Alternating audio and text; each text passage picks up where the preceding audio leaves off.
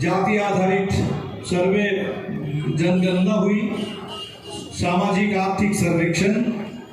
और जब उस हिसाब से आरक्षण में विस्तार,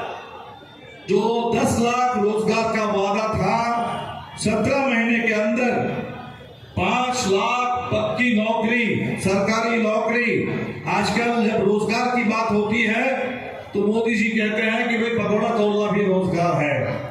सरकार के पास कहाँ पैसा कहाँ है, सरकार कहाँ से नौकरी देगी? और सरकार अगर नौकरी नहीं देगी,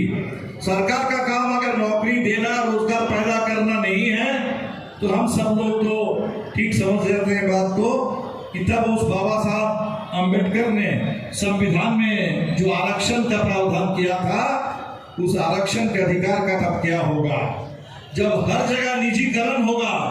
ठेके में काम मिलेगा, ठेकाकरण होगा, अग्निवीर योजना चलेगी, रेलवे में भर्ती नहीं होगी, पूरे बैंकों में भर्ती नहीं होगी, और लोगों से, नौजवानों से कहा जाएगा कुछ उधार लेकर के, मुद्रा योजना के नाम पर कुछ पैसा लेकर के अपना खुद देखिए, तब तो आरक्षण भी खत्म। और ये सब कुछ हुआ है पिछले 20 साल से बिहार में हो रहा था और 10 साल से देश में। तो वो जो 17 महीने का समय मिला, हम लोगों ने इसको बदलने की कोशिश की, और फिर एक बार लोगों को लगने लगा कि नहीं, इस जमाने में भी अगर किसी सरकार के पास राजनीतिक संकल्प हो, इच्छा शक्ति हो, तो आज भी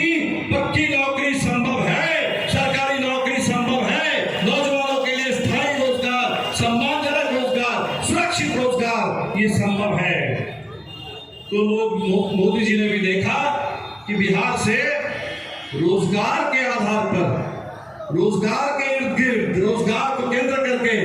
एक नई राजनीति निर्मित हो रही है, एक नया एजेंडा विस्तार आ रहा है। आरक्षण में विस्तार हुआ 75%, और तब हमने मांग की कि पूरे देश में बिल्कुल इसी तरह से जाति आधारित जनगणना हो, आरक्षण में विस्तार हो और पक्की नौकरी का इंतजाम किया जाए। तो इस बार जो आप देख रहे हैं, जो इंडिया गठबंधन, हमने इसी को एजेंडा बनाया। हमारा एजेंडा ही है कि पूरे देश में जो 30 लाख पद रिक्त पड़े हुए हैं केंद्र सरकार के, उन सभी पदों को भरा जाए तत्काल,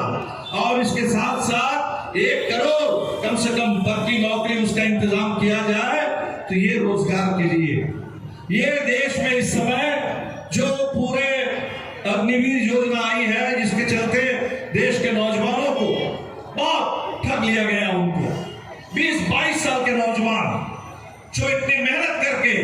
सेना में दाखिल होने के लिए जाता है, पहले सोचता था कि भाई हमें सेना में काम करेंगे तो सुरक्षित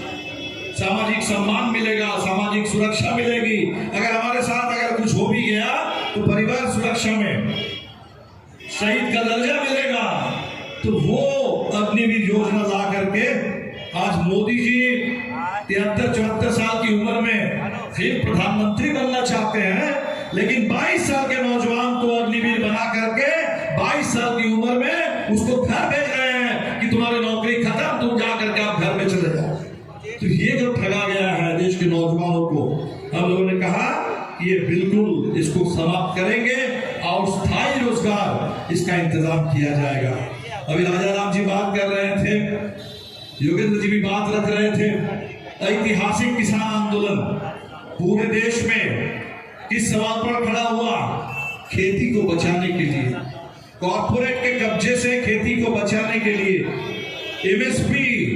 जो स्वामीनाथन आयोग, स्वामीनाथन जी को भारत रत्न दे दिया गया, लेकिन आयोग की जो सबसे बड़ी सिफारिश थी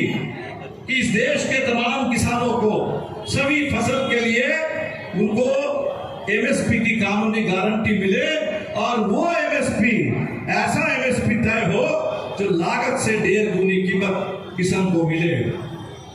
हम लोगों ने कहा है मोदी की गारंटी में कहीं चर्चा नहीं है, किसान को ये गारंटी देने के लिए तैयार नहीं है, लेकिन ये इंडिया गठबंधन ने तय कर लिया है कि इंडिया की सरकार बनेगी और सबसे पहले किसानों को एमएसपी की पूरी गारंटी दी जाएगी। खेती में जो लागत है उसको कम करने के लिए वहां से जीएसटी हटाया जाएगा, और जो किसानों के ऊपर कर्ज का बोझ है,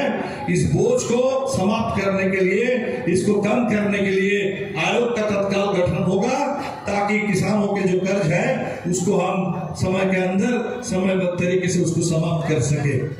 तो किसानों के लिए, देश के नौजवानों के लिए, इस देश की आधी आबादी के लिए, इस देश की आधी आबादी जिनके लिए मोदी जी ने बहुत कुछ कहा, नारी शक्ति वंदन के नाम पर एक ऐसा आरक्षण का उन्होंने बिल पास कराया जिसके बारे में लोगों को पता नहीं वो कब लागू होगा, ठगने का काम किया है।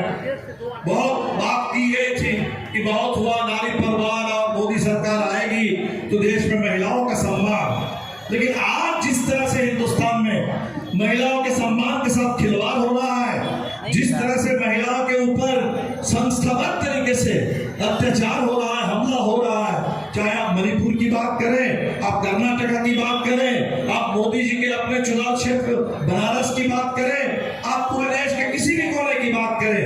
महिलाओं के ऊपर इतने हमले पहले नहीं होते थे। और सबसे बड़ी बात, हमले अगर पहले भी होते थे तो हमला करने वाले, अत्याचार करने वाले,